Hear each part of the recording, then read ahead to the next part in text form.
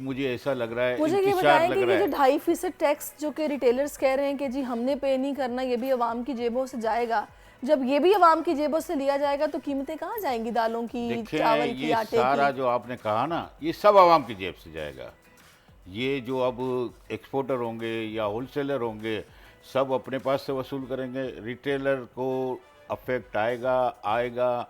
और हर चीज़ महंगी है। बच्चों का दूध जो अभी नायाब है कि आप वो एवरीडे दूध ले लें, 370 का हो चुका है, 290 या करीब था।